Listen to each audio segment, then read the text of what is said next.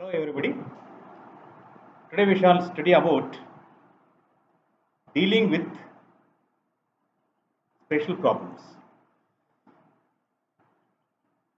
How teachers and parents should know about the problems faced by the students for providing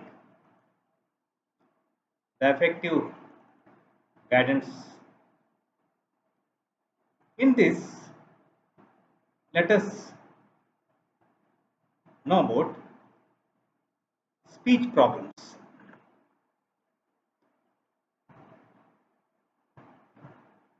How speech problems helps the teacher to provide guidance to the children. The variety of speech problems, the various symptoms of speech problems, the causes of factors leading to such problems, and the availability of remedial procedures for such speech problems we shall study and we will focus on that. Speech refers to the act of speaking that essentially involves process of respiration,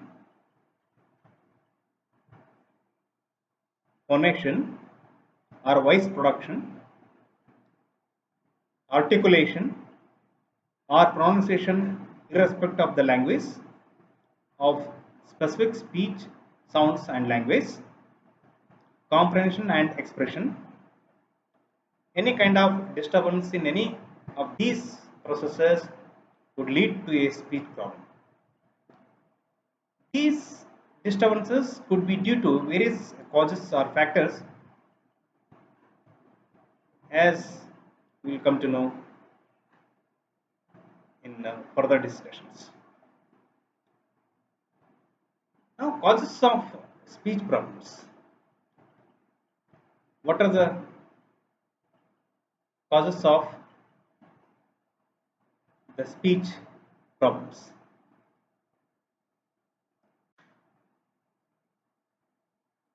Following the factors causes the speech problems. Stuttering or stammering is a fluency problem.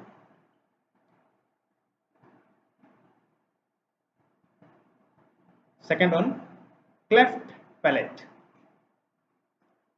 a defect or gap or hole in the roof of the mouth. There are different defects in the physical structures that give rise to speech problems. There are many speech problems caused by organic, that is physical and physiological factors, and or non-organic or functional factors. Now, organic causes. In this, number one, brain injury or brain damage. An injury to central nervous system may occur before birth, prenatal, during birth, perinatal, or after birth, postnatal. I mean, before birth, which is also called as prenatal, during birth, which is also called as perinatal, or after birth, which is also called as postnatal. These damages could be focal to a specific small area or could be widespread involving several areas or could be widespread involving several areas within the brain. Congenital lesion involving motor areas of brain may give rise to a condition called cerebral palsy. Mental retardation is also referred to as mental disability. This is a condition, not an illness or a disease, when there is lowered capacity for mental work. This can be caused due to a damage to or inadequate development of the brain. It can coexist with other conditions like hearing loss, cerebral palsy, development in many areas, including motor, social, cognitive, self care, and language, are affected. The child has difficulty in connecting with others, both through speech and action. Third one, hearing loss, hearing ability. It can occur while the baby is in the mother's womb, during the time when the baby is born, or after birth. Damage to any part of the ear or to the area in the brain concerned with hearing can cause hearing impairment. Being able to hear language is basic to bring able to speak it. Children with hearing loss find it difficult to learn to speak. How much difficulty they face will depend on the degree of hearing loss as well as the age when hearing loss occurred. Hearing loss affects development of speech and language and can hamper the child in developing social relationships and in educational achievement as both are heavily dependent on language. Cerebral palsy is characterized by physical incoordination, imbalances, and poor posture with a delay in crawling, sitting, standing, and walking. Problems in speech as misarticulations, poor prosody, and poor voice leading to unclear speech. This unclear speech due to brain injury is also termed as dysarthria. Brain damage may also be restricted to language areas of the brain, which may give rise to aphasia, a language disorder affecting expressing and or understanding of speech. Fifth one, oral structural and functional defects. Let us see what are the oral and functional defects. In this, number one, cleft lip and palate refers to a condition where there is a congenital opening or hole, which is called as cleft, in the roof of the mouth involving lip, palate, that is hard and soft palate, and ula. These could be due to prenatal factors such as malnutrition in the mother, vitamin deficiencies, other factors, etc.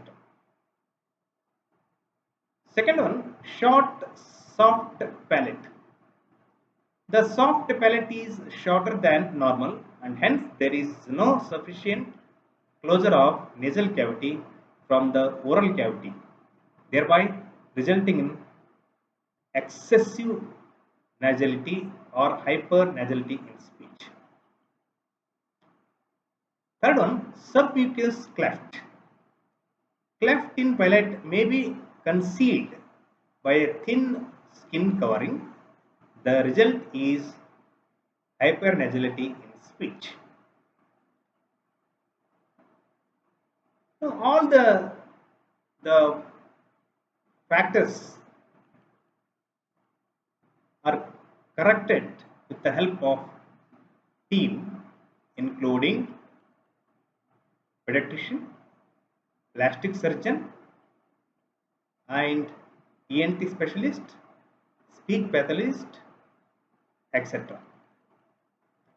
If untreated, these problems would give rise to misarticulations besides hypernasality, language problems such as delay in the onset of speech, hearing loss, etc., which in turn would give rise to emotional problems. Fourth one, tongue tie refers to a condition where the small band of tissue that anchors the tongue to the floor of the mouth is too tight, leading to problems in lifting and protruding the tongue, and on protrusion, the tongue will appear heart shaped, indented at the top. This can be easily corrected by a surgeon or an ENT specialist. If untreated, it may give rise to misarticulation of tongue tip sounds. Fifth one, tongue thrust refers to a condition where the tongue is kept against the front teeth with a continuous pressure being applied interiorly against the front teeth. It gives an open mouth picture with the tongue protruding in between the teeth. It can easily be reduced or eliminated by drawing attention to it and discouraging it in the child by giving instructions to the child to keep it well behind the teeth. If untreated, it may give rise to misarticulation of other sounds like S, Z, Ch, and E. This misarticulation is also called as lisping. There are many other problems as big tongue, which is also called as macroglossia. Very small tongue, which is also called as microglossia, that may give rise to misarticulations.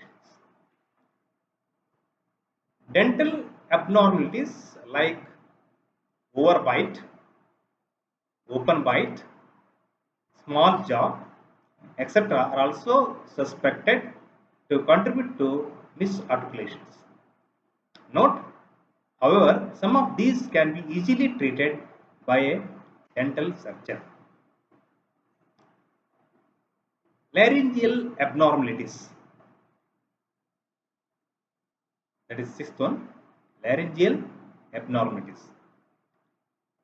Problems in the larynx, that is voice box, like vocal nodule, that is small nodes or mass of tissue on the vocal cords by whose vibration voice is produced. And vocal cord thickening arise out of misuse or abuse of voice, such as unnecessary screaming and yelling. These may give rise to hoarseness or breathlessness as seen in number of cases, in case of voice disturbances. Usually counseling the parents and working with the child to curb the extreme use of voice has yielded beneficial results. Now, functional or non-organic causes. In this, number one, environmental factors. Under that, lack of stimulation. A child who receives no encouragement to talk, a child in a silent environment where he does not hear any speech, or a child who is spoken to minimally may exhibit severe delay in the onset of speech and may speak very less. Second one, faulty parental reaction. A child who is punished every time he or she speaks or opens his or her mouth to speak, or a child who is asked to keep quiet all the time are examples of faulty parental response. The child who is always punished or scolded at whenever he or she stammers has more chances of continuing with stuttering than a child who is in a more accepting environment where his or her self esteem is not injured. Other environmental factors like unfavorable parental attitude, highly critical and over demanding parents, overprotective parents who keep pampering and fulfilling child's need without him or her demanding for it or not creating a need in the child to speak. Now, parents may well be instrumental in bringing about a speech delay or speech problem like stuttering and stammering. Failure of identification with the parents, like child's need to love and look up to parents with a sense of belonging and sense of identity.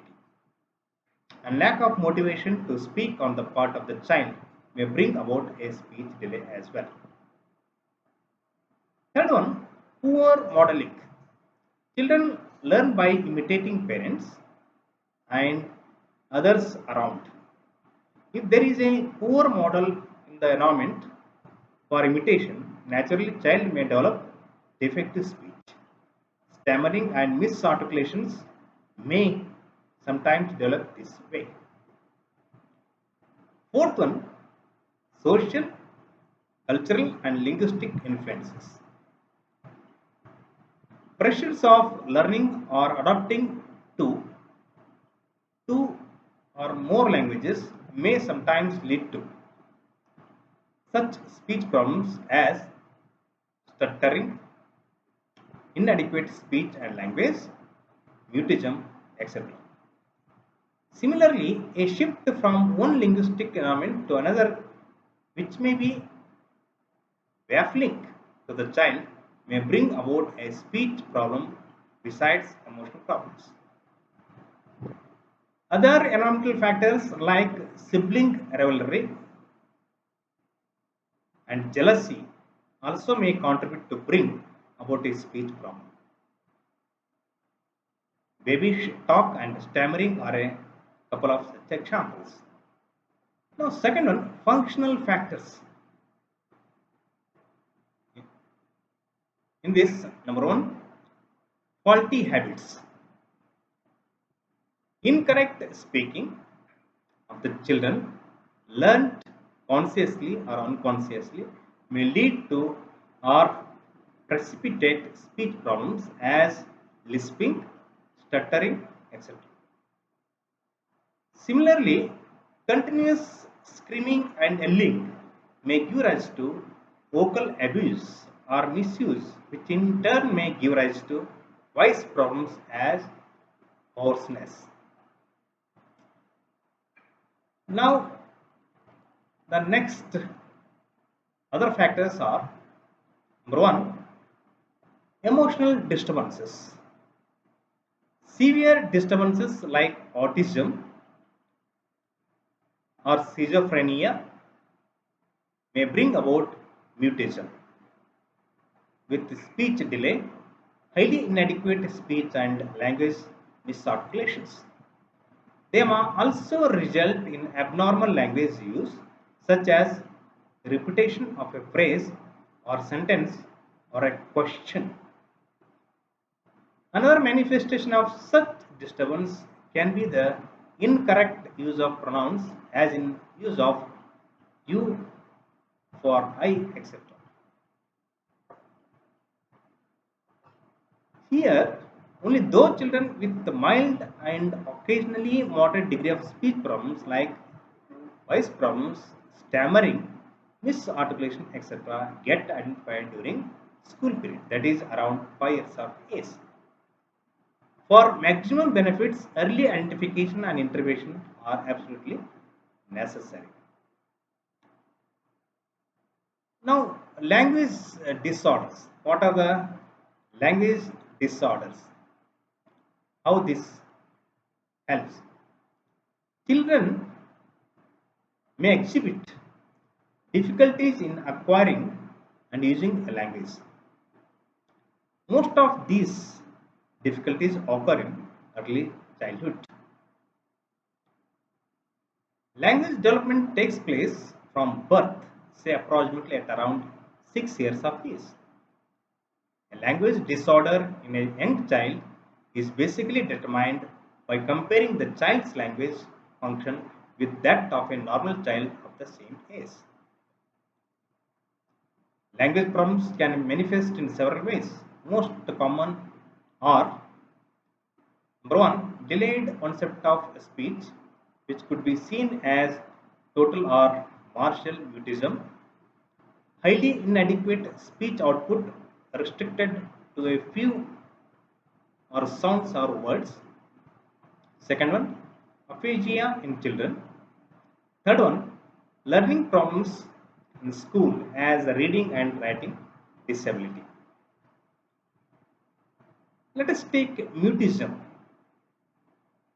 Mutism refers to total absence of speech.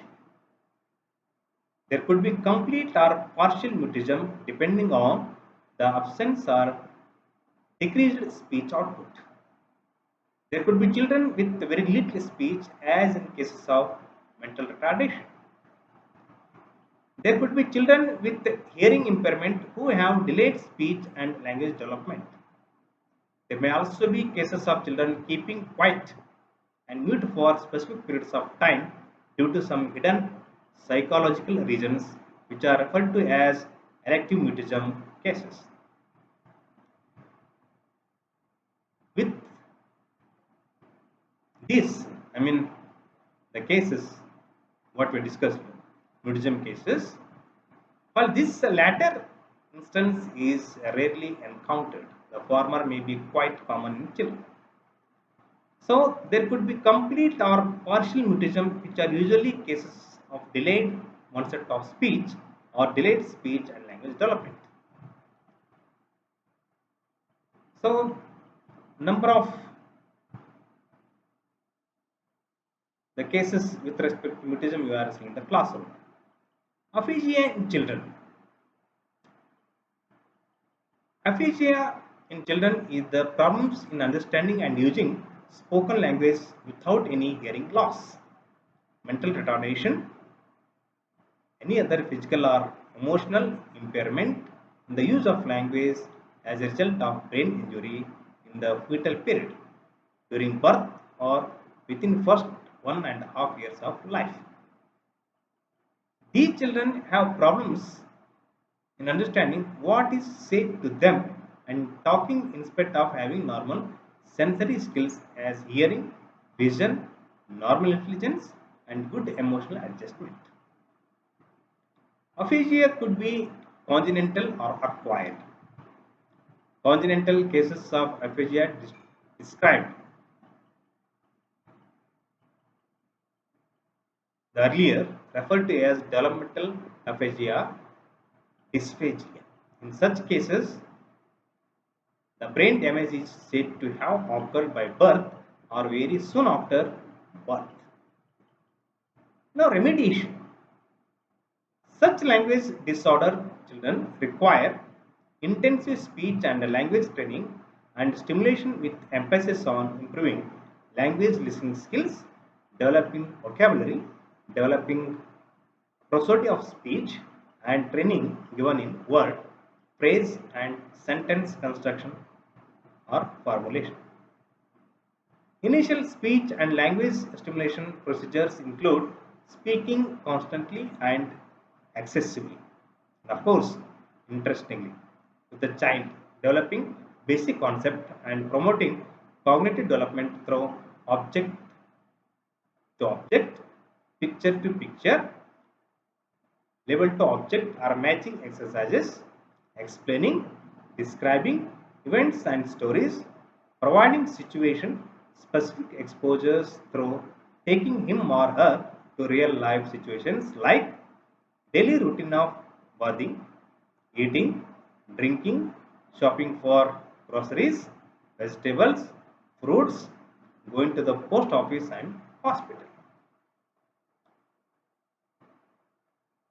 Wherever possible, the cause is ameliorated in such cases. In some of the cases, it may be possible to reduce some of the causes, like, for example, in case of Baisakhi, the teacher advised that others should be tolerant of such socio-cultural changes. Gradually, with the encouragement from teacher and classmates, Baisakhi became as fluent. A student who is in the class making trouble in speech or experiencing the trouble in speech, she became fluent, as intelligible and as talkative as others. So, next we shall see articulation problems, description and articulatory development. Children learn to utter, articulate or pronounce vowels like A, I, U, O, E, etc. correctly by 2 to 3 years, and then acquire the consonants like P, T, K, etc. later. The normal production of speech sounds, voice, vowels and consonants with the appropriate movements of tongue, lips, jaw and other oral structures is called articulation. Audit like, I mean, adult like articulation is acquired by children in the process of development in early childhood. So, let us see how the articulatory acquisition takes place. Approximately years, 2.5 years, the sound masters are B, P, M. 3.5 years, D, T, N, G, K, N, Y, G and NG together. 4.5 years, F, L. 5.5 years, V and S and H together. 6.5 years, S, Z or H. Now, for such articulation errors, what are the types? Which type of errors are there, and what are the types and causes for that? Number one, omission.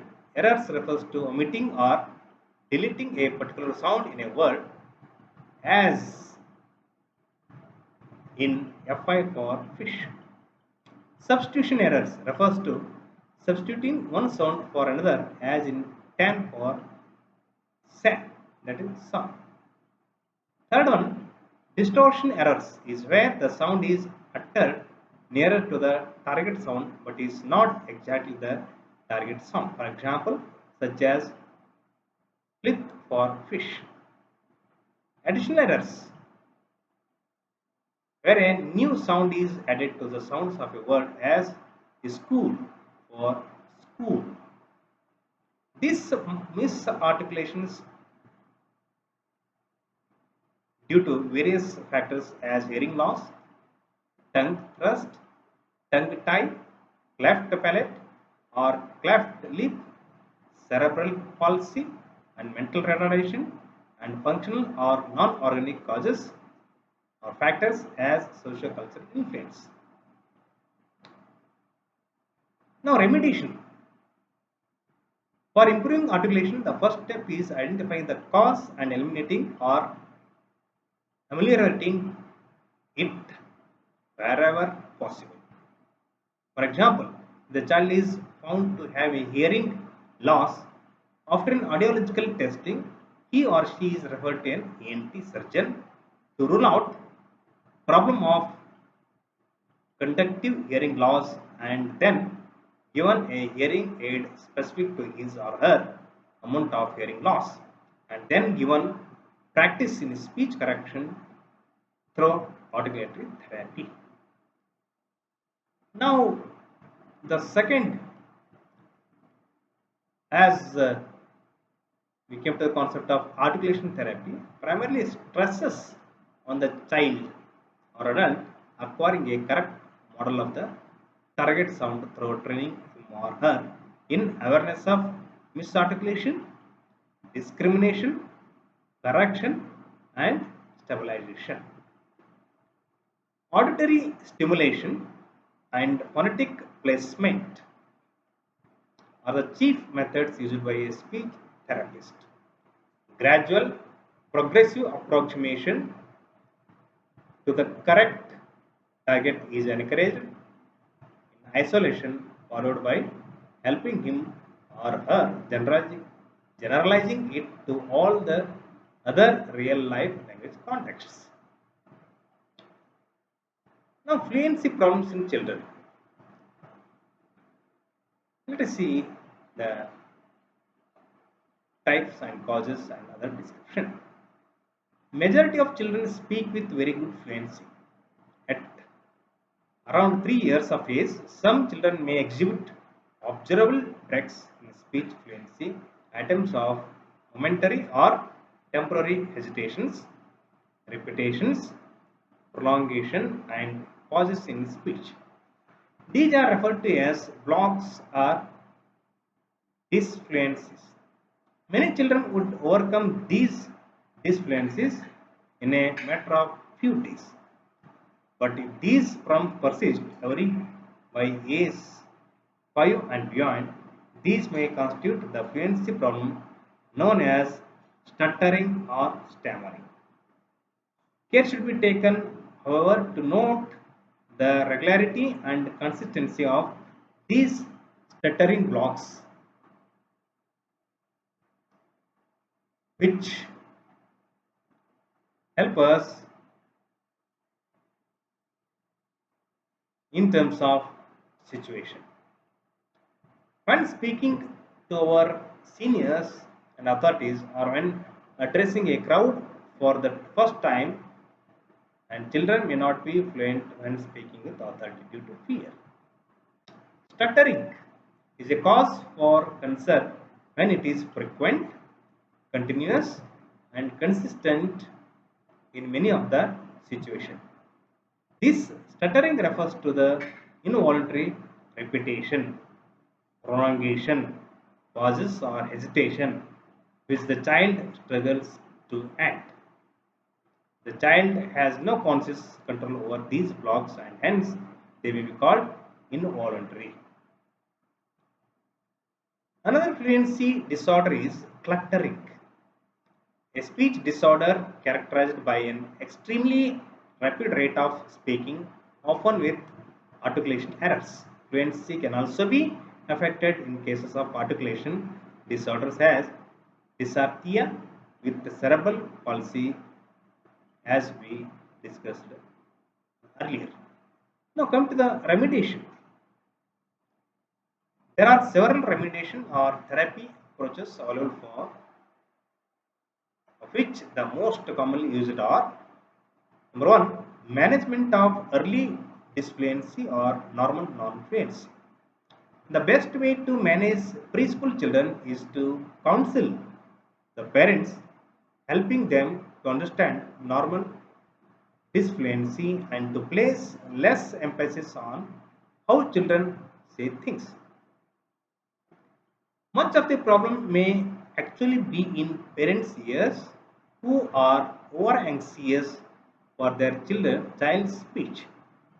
Suggestions like providing children with an atmosphere that is more accepting of disfluency, asking parents to speak slowly, clearly, and in short utterances, improving the children's language by stimulation, anticipating and providing words on which they struggle, not showing their anxiety to the child, etc., would be explained to parents so that they can promote fluency in children.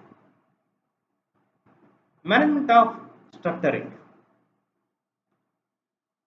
Here in number one, psychological approach in case of older individuals. Counseling and psychotherapy help to improve the individual's attitude towards the problem, decrease anxiety and avoidance, and help create a better image. Modifying speech therapy is given with an emphasis on improving speech by modifying rhythms, rate, and voicing. Counseling and modification of speech behavior is the recent trend in remediation in the speech and hearing centers. Some of the simple speech modifying techniques are stretching and prolonging the vowels and reducing the rate of speech. All these techniques mentioned by any of us, teacher or parent, with some initial guidance from any speech therapist, speech pathologist, will help to overcome the problem. Phonation disorders are voice problems.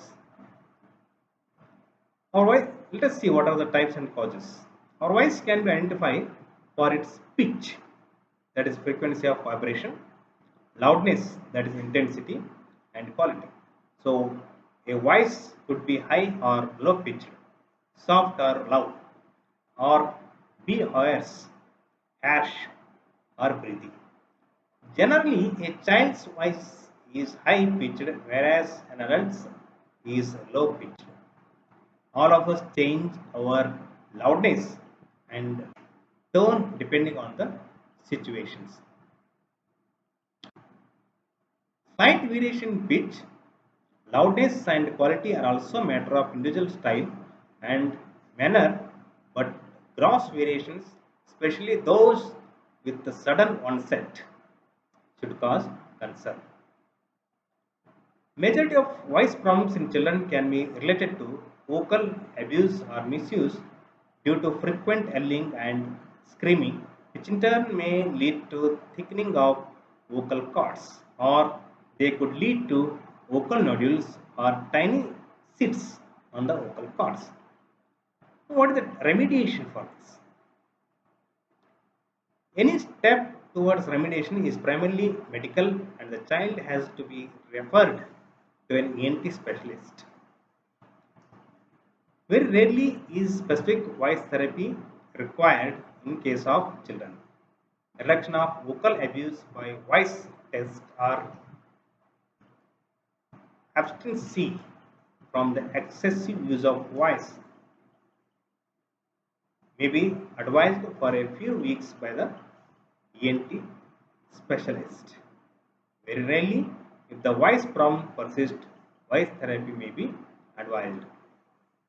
Voice therapy means the efforts advised by speech therapists to normalize the voice. These efforts essentially aim at modifying the voice appropriate to the age of the individual. These are the very important aspect that help us to guide the children. Now let us see social and emotional needs of a disabled child. What he exactly needs. Now let us take mentally retarded and the normal children. If we measure the height of the students in the class, we can observe a striking feature that the height of majority of them clusters around a particular value. Likewise, if we measure the intelligence or mental ability, we notice that the majority of them would fall in an average level and a small number of them would be in the higher level. As height is measured in inches or centimeters, intelligence is measured in units of intelligence quotient. The IQ of 100 is defined as the mean or average. Those who get IQ below 70 are considered to be mentally retarded. However, there is considerable controversy surrounding the use of IQ scores, as these do not indicate the abilities of the individuals. Depending on the degree of retardation and other factors, mentally retarded people have different behavioral and physical manifestations. Now, common features of mental retardation. Number one, child's appearance. The child's head may look too small or too large for his or her size. Some children may have slanting eyes, a narrow forehead, and a protruding tongue. Child's behavior. The child finds it difficult to comprehend or understand quickly. They may take more time to learn or may learn that task at a higher level.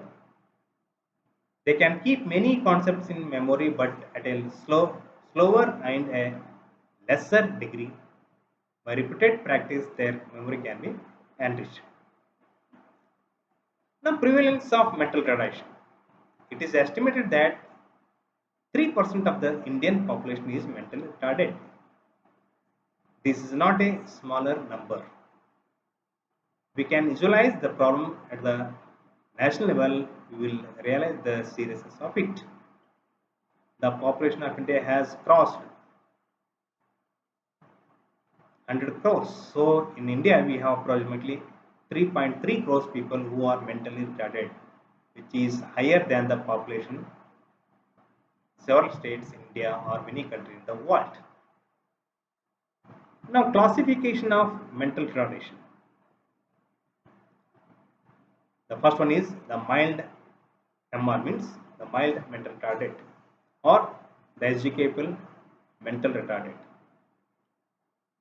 The mild mentally retarded individual are educable and can learn academic skills up to approximately 6th class level. Properly educated, they can mingle with the normal population, marry, and with vocational training, they can work in competitive employment. They are capable of living an independent life. These individuals remain undetected if before the school years, and when the classroom work becomes steadily more abstract, particularly by the third or fourth class, the EMR child finds difficulty in comprehending and understanding academic lessons. Now, the thing is, how children can be improved. Let us see the role of parents and teachers. If parents and teachers are not approaching the problem of disability in this proper perspective, individual may continue to be handicapped and would end up in a severe level of handicap rather than being supported to develop his or her potentials and to contribute towards the family and society. He or she may be continued to be seen as a burden. Look at a word of caution. There is a saying that half knowledge is dangerous. You must keep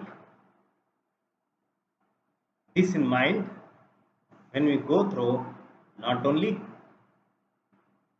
the entire process of guidance and counseling, but also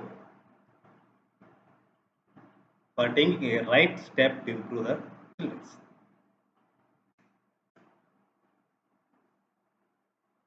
The conditions, that is what mental retardation. Please remember that there are many other clinical conditions which resemble some of the characteristics features of mental retardation. These conditions require entirely different type of approach and treatment. By observing some of these features, We should not conclude that the child is mentally retarded. By consulting other professionals, we are not only safeguarding the future of the child with disability, but we are also helping ourselves in getting more information and experience dealing with the disabled. Now, let us see the mind of a disabled child. The disabled children have the same emotions and feelings as the normal children. They also have the basic need to love and to be loved and accepted by the significant others. They also experience all the emotions such as joy, grief, sadness, mood, swings, disgust, and excitement like others. Without these basic and tender feelings, no individual, whether able or disabled, would feel that his or her life is worth living or meaningful. The importance of a positive self concept.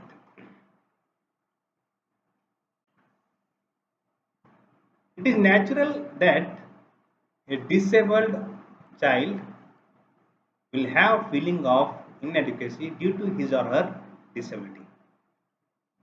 If the teachers and parents are only concentrating on his or her disability by making comments such as you cannot do that, it is not possible for you to achieve, etc., the child will develop lack of confidence and a negative self-concept. We should remember that a person with multiple handicap or severe disabilities will have certain abilities in some other areas. It is the task of the teachers and parents to identify these abilities and encourage them. Now, attitude of the society towards the disabled. Individuals who bear the labels handicapped or disabled or differently abled often are the targets of prejudicial. I mean, all these labels, handicapped, disabled, or differentiabled, often are the targets of prejudicial attitudes and discriminatory practices, which in many instances hamper their chances of becoming fully functioning members of society. An awareness in the society regarding various kinds of disabilities should be made on a large scale for the development of a healthy attitude towards the disabled. Another method that can be used to induce attitude change is to arrange contacts between the general public and members of the disabled groups. This could provide opportunity to know each other and remove misconceptions and fears. This could be the start of the formulation of an inclusive society where all are accepted with their abilities and disabilities. Now, let us see some practical ways to change attitudes. If there is a disabled child in your class or school, encourage other students to develop friendship with each other. This is the first point. Second point, arrange a visit for the students of the class to the nearest school for visually impaired or for children with mental retardation. It is advisable that you should give the details of the visit well in advance and explain the nature of disabilities and encourage the children to think of ways of managing a new setup and interacting with the students of the school. As a parent, we can encourage, as a parent, we can encourage the child to bring your home, our home, to bring home his or her disabled friend for an evening get together. Allow the child also to visit his or her disabled friend's home. Give the child with disabilities all those opportunities that may give to another child. For example, giving him or her classroom responsibilities such as putting on the bulletin board. Now, what are the attitude of parents towards a disabled child?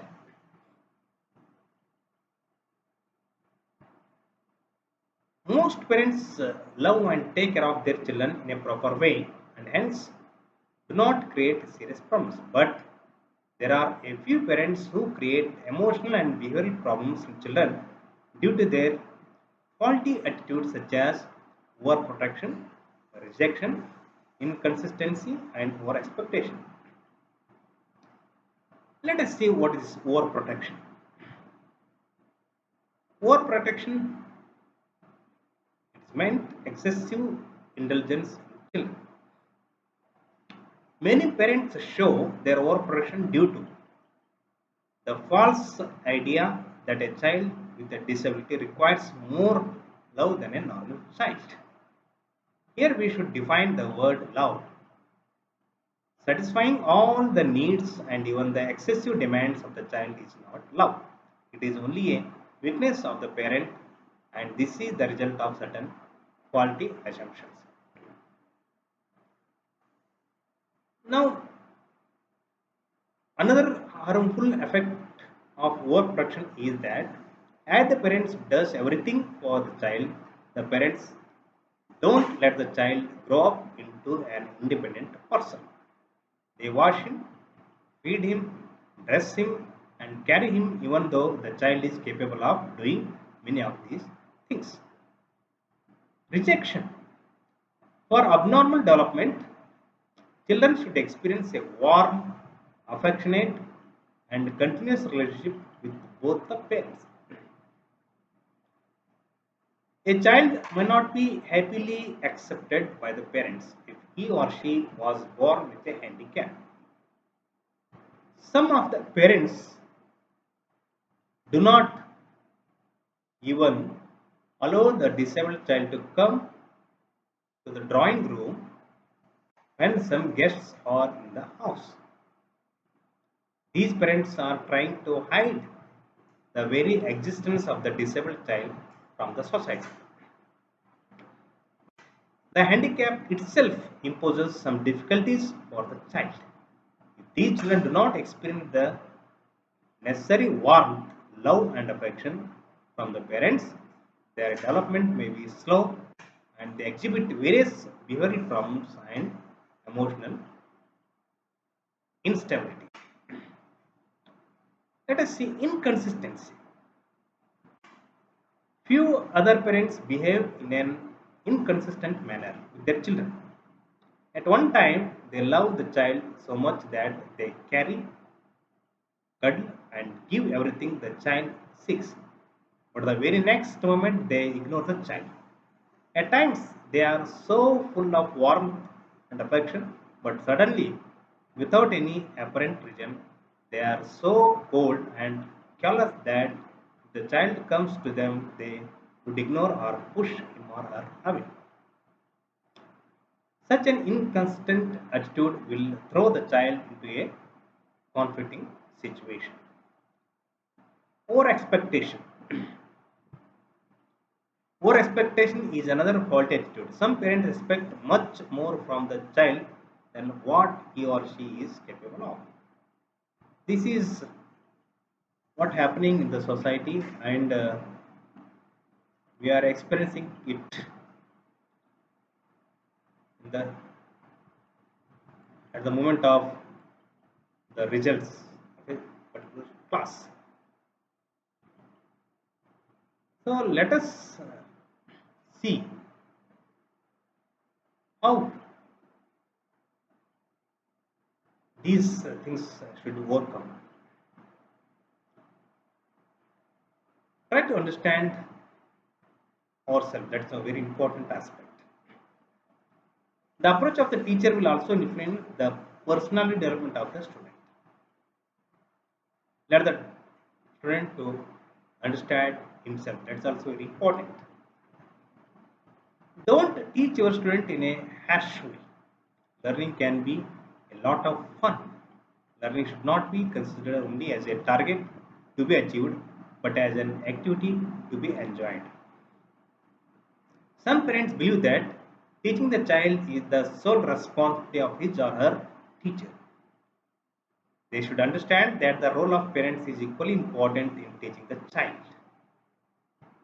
Children can learn many things in a home situation which provides a lot of stimulating objects, good toys, colorful pictures, and play materials. Parents should take a keen interest in teaching the child by giving information in an informal and interesting manner which is appealing to young minds. So that is very important on the part of guiding the students. So problems of SC/ST children and girls.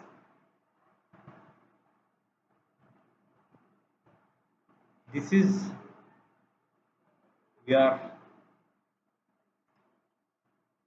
seeing in the society. All societies all over the world are classified in different groups. This classification can be according to the race, religion, sex, skin color, occupation, or even geographic habitat. These groups among themselves share certain characteristics. This commonality gives them a sense of belonging and identity or a we feeling. This can be called social stratification. As societies developed, this stratification tended to form hierarchies. That is, some groups become superior to other groups. This was due to economic, social, intellectual, occupational, and even gender differences. This social grouping is universal. The less privileged groups are known as disadvantaged or deprived groups. In addition to these social stratification, which are man-made, there are also natural biological differences. If we glance at various societies in this world, we find that most of the females are discriminated against and are given inferior status. Moreover, a woman is also endowed with an additional responsibility of pregnancy, motherhood, and childcare. The role of bringing up a child prevents her from participating in all the outdoor occupations at par with the man. Eventually, she has come to acquire inferior social status. Men have become more dominant and aggressive, and the woman is subordinate and submissive. In many societies, discrimination begins right from the birth, and girls are treated as inferior. Now, general problems of disadvantaged children. The term disadvantaged can be defined as a general condition of being denied certain basic facilities that are otherwise available to most other members. The denial of these facilities can cause problems and create barriers, difficulties for those children in achieving success in their life. Children from adverse conditions and multiple disadvantages suffer from ill health, poor mental abilities, and language skills. Malnutrition and poverty prevents them from schooling. Thus, they cannot have any fun of learning. They are forced to work and earn their own living. In addition, they have the problems of filthy or unhygienic surroundings. These problems will hinder the education of the children. They lag behind in the studies and they suffer in a well balanced thinking, that is creative thinking. Their thinking mode of answering could be different but quite logical. They often ask you questions which you cannot answer, but they are disinterested in the everyday class due to the disparity what they have experiencing in the society. Special problems of the SC and ST children. The term scheduled caste and scheduled tribes are used mainly in the context of Indian society. Caste is a specific subgroup which is determined primarily by birth. In ancient India, social stratification was in four major groups: the Brahmins, the Kshatriyas, the Vaishyas, and the Sudras. Later, many more stratified groups emerged.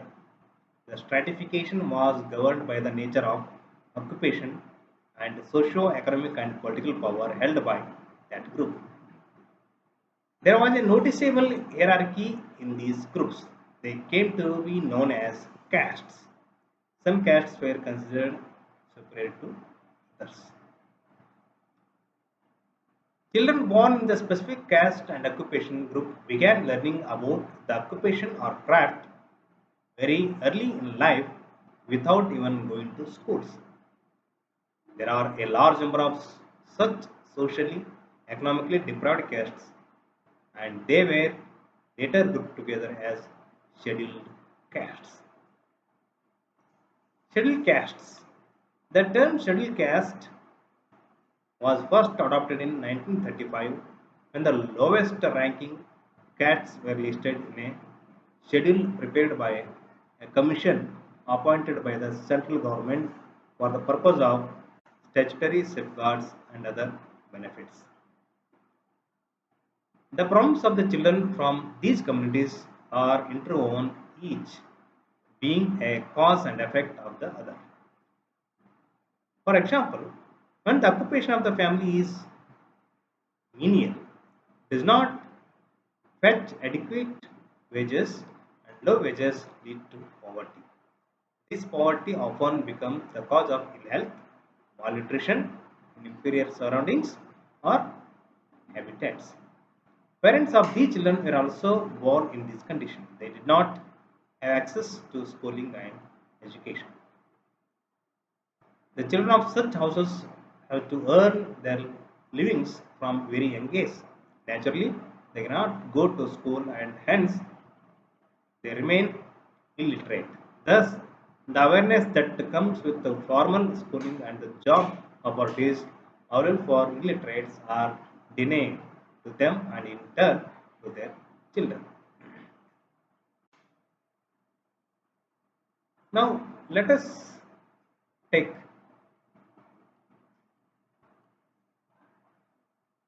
the other problems. In addition to education deprivations and physical hazards like health, sanitation, and also mental deprivation, an individual's membership in a certain social class has important implication for his or her socialization, his or her personal development, and his or her lifestyle. The socialization process is governed by different child rearing practices prevailing in the respective social groups. There are also special way of teaching and emphasizing what is desirable.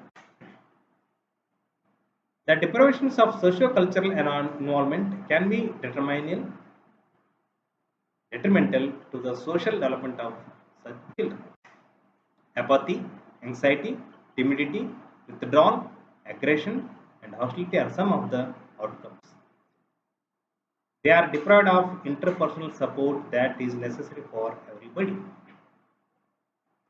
Though social legislations are prescribed to help these groups overcome the disparities, it may still take many years before changes actually start taking place. Scheduled tribe. In case of scheduled tribe children, there is an additional problem of language. The medium of instruction, even in the lowest classes, is not the local tribal language but the standard regional language. Often the teachers are not tribal, with the low or no sympathy or empathy with the tribal cultural environment. Besides the school curriculum, the content as expressed in schools, textbooks, timings, vacations, etc., are out of tune with the surroundings and the tribal life cycle. The institution of Ashrama Shalas as residential schools for the SC and ST children have helped in their progress. The effort is tremendous, but results are not comparable. Besides the education handicaps, there is cultural deprivation in families and communities of SC and ST. So, let us see typical problems of the girl child. Birth of a girl child, granted elsewhere, here grant is. This couplet of Atharva Veda, written more than thousands years ago, appears to be true even today in modern India. In spite of modernization, technical advancements, industrialization, literacy, and equality rights, parents still pray thus. Why do parents feel this way? What is so painful about a girl child? A society cannot progress without the girls and women. They then why are the mother, wife, sisters, and daughters not even equal status? What is the role of a girl in the nation's economy? Is she a resource or only a consumer? Medically and constitutionally, females and males are not very different. A female brain, heart, lungs, and limbs do the same functions except that female is smaller in size and has a uterus and female hormones, which are eventually necessary for childbearing. This quality need not undermine her intellectual and intellectual abilities or even leadership qualities for any social interaction. Now, most of the religious texts written in medieval period portray women as inferior to men. Thus, this discrimination was made centuries ago when agriculture was the main occupation and wool was considered more useful for plowing. The discrimination begins at home when a girl is born and in some cases even before she is born. Researchers show that daughters are breastfed less often and nursed for shorter duration than sons. There are dietary insufficiencies both qualitatively and quantitatively. Girls are more often undernourished than boys. Now, with industrial civilization is catching in India, brute force is less required than intelligence. Now, let us see how the girls are denied. It is believed that the false belief that girls' education has no relevance for her future life. If girls are educated, they get ideas of equality.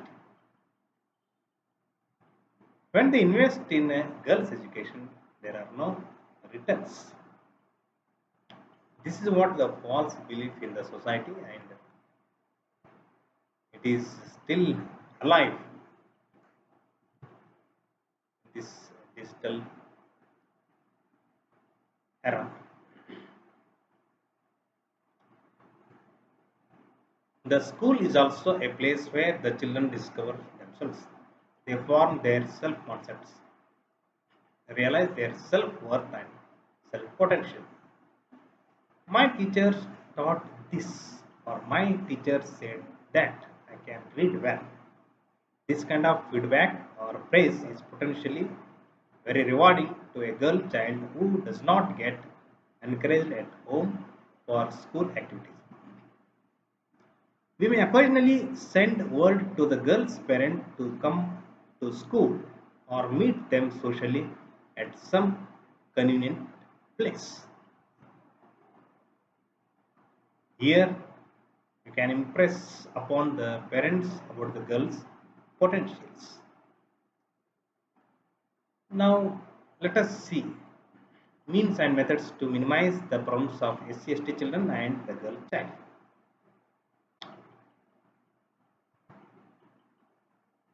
Let us see uh, some of the articles of the Constitution to help the SC/ST and other economically deprived section of the society. Special scheme for social justice, prohibition of discrimination on grounds of religion, caste, sex, and place of birth. Special provision for SC/ST. Article 50. Abolition of practice of untouchability. Article 17. Protection of right for freedom of speech.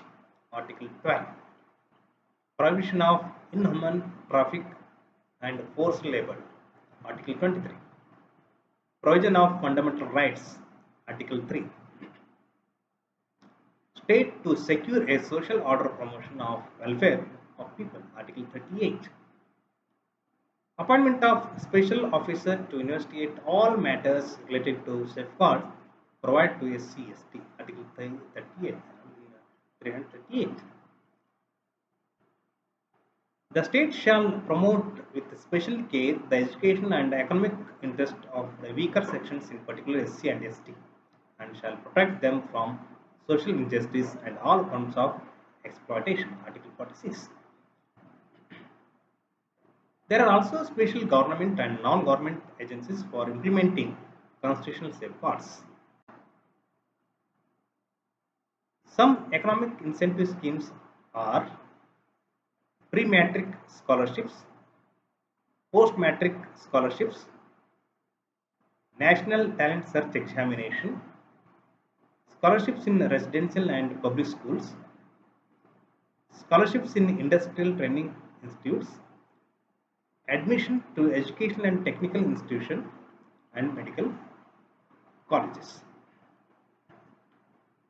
construction of special hostels for SC students, coaching and allied schemes, training of students in different parts of ancillary services, providing books, book grant, midday meals, uniforms, and educational material. Exemption of fees, merit scholarships. Now let us see. The education of girls in some places is made the responsibility of local community. And whatever we have discussed so far, the incentives are applicable to the girls as well. In addition, there are specific programs to promote girls' education. One such program is mobilization of the community through creative awareness of the importance of girls' education. Many local and national programs and schemes are to meet the needs and aspirations of girls, providing special incentives or awards to school and communities for increasing the participation of girls, opening separate schools for girls wherever possible, making more women teachers available to encourage the parents to send their girls to school, opening non-formal educational centers exclusively for girls and adjusting the time in these centers according to local demands. So these are the important information we have discussed. Let us see play and other activities as remedial measures. What are the different play and other activities? Play therapy, basic principles, music and dance therapy, art therapy, role play therapy, etc., which helps the teachers and parents to overcome the problems of the children.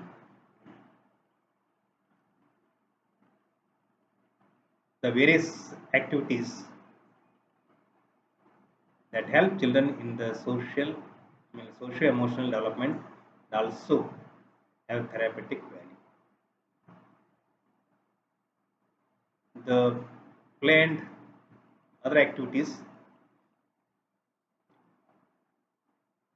and the importance of play in the growth of the child we have studied in the previous lessons.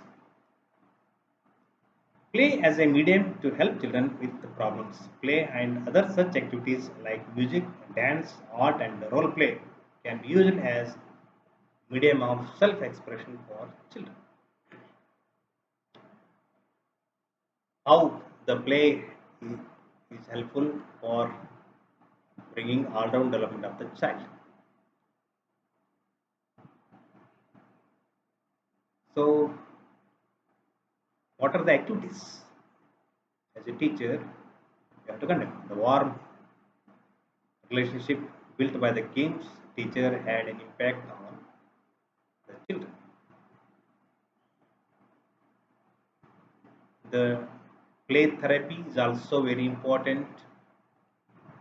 In play therapy, the child is given an opportunity to play out his or her feelings of tension, aggression, fear, and confusion. Who are suited for play therapy?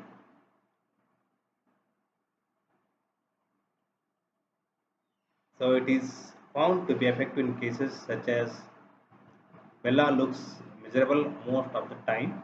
She looks always unhappy and at the point of tears.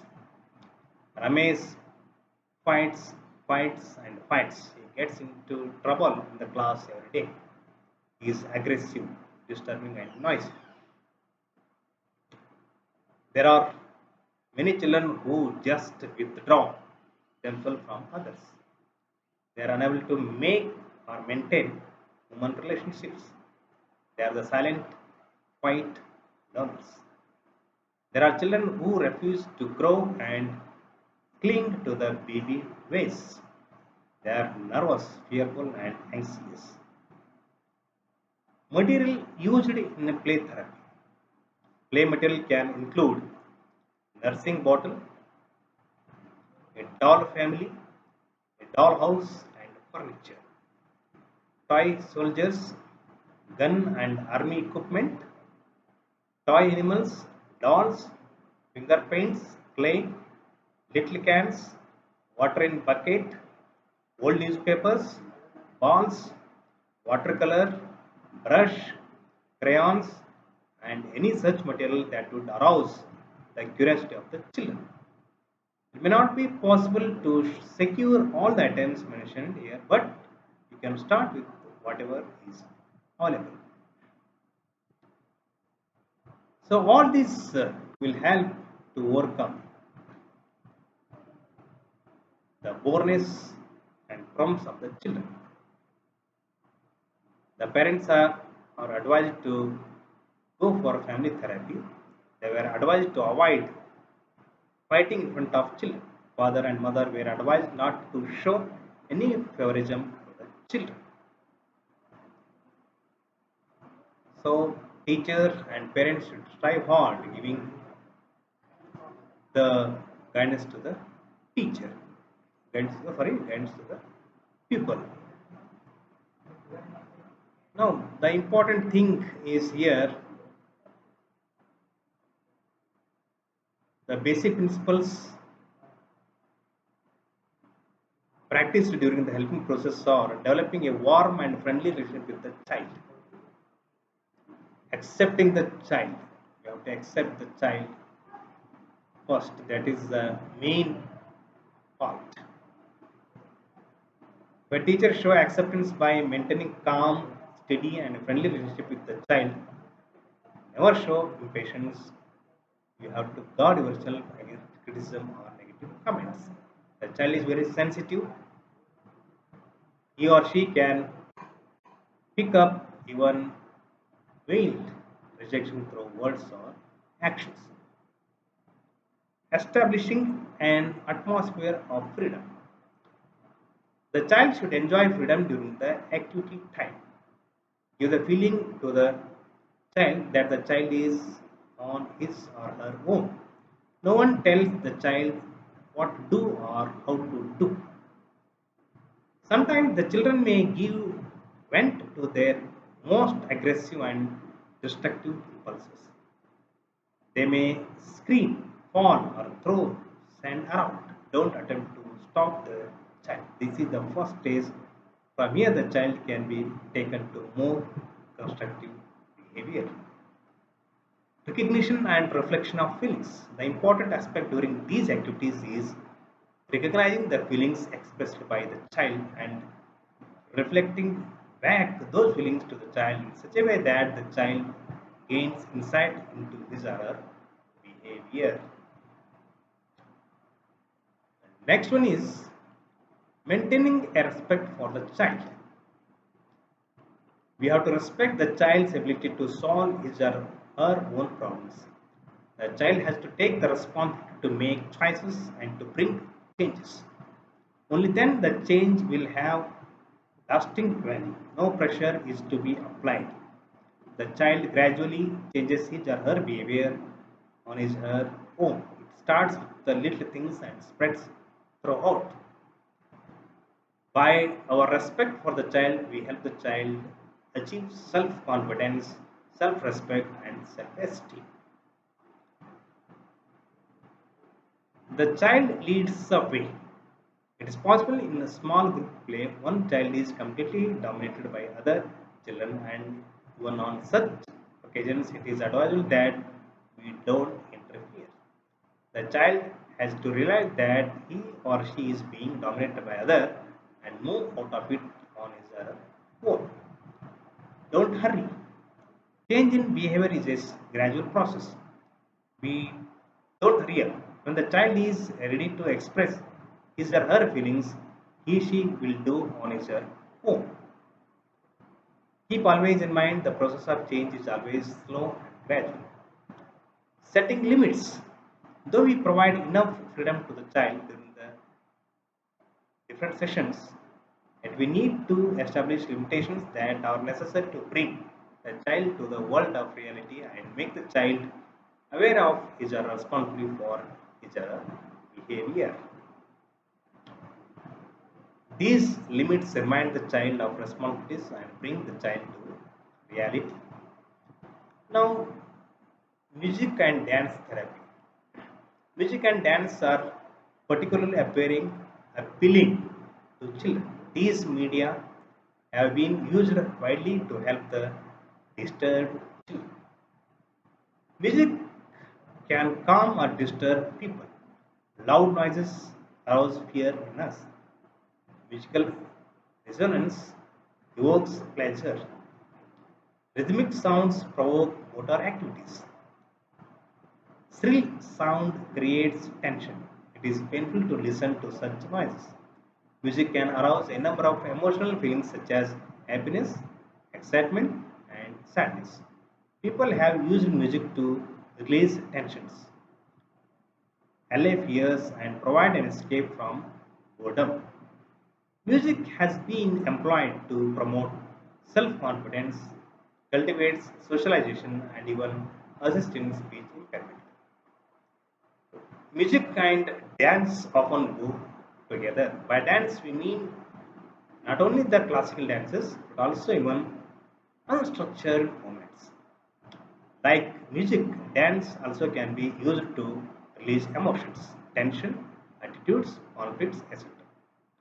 Dance helps in externalizing the feelings and promotes socialization when it is used as a group activity. All these will help the children to overcome their tensions.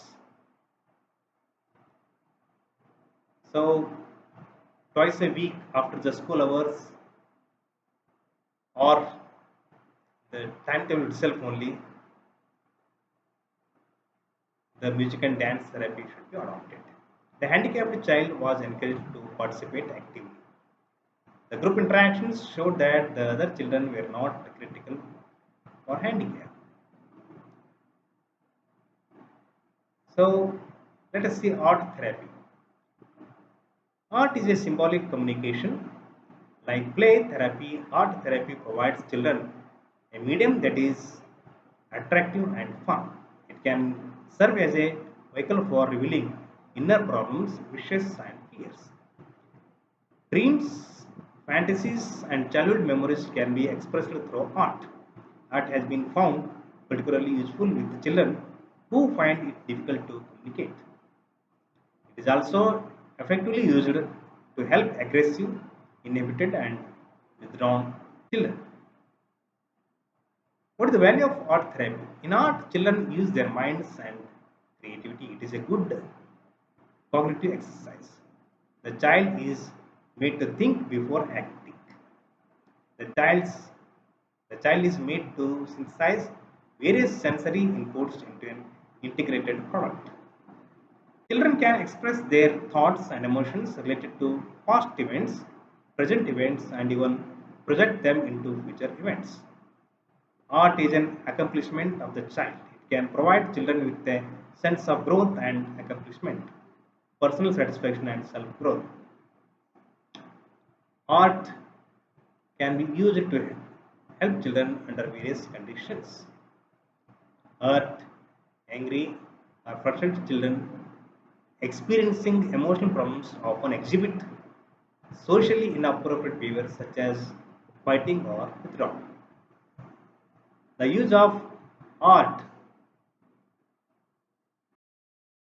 I repeat, the use of art in therapy allows children to express emotions in ways that relieve their personal pain without damaging to express emotions in ways that relieve their personal pain without damaging themselves or others, either physically or mentally. Art can promote sublimation. In sublimation, energy is transferred from one goal or object choice that is lower order to a higher order goal. Sublimation in art therapy occurs when children move forward in their psychological growth processes through creative art activity.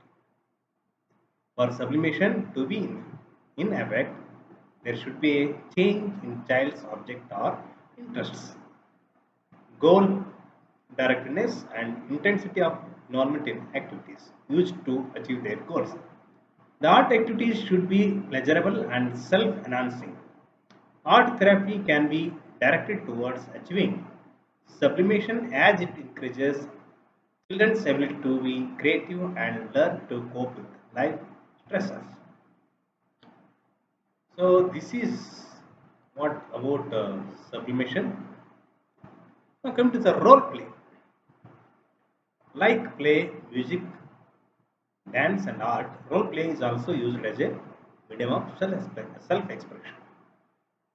Through role play, a teacher can make children verbalize and act out thoughts, feeling, stable patterns of behavior, styles of interaction, inhibitions, and impulsive outbursts.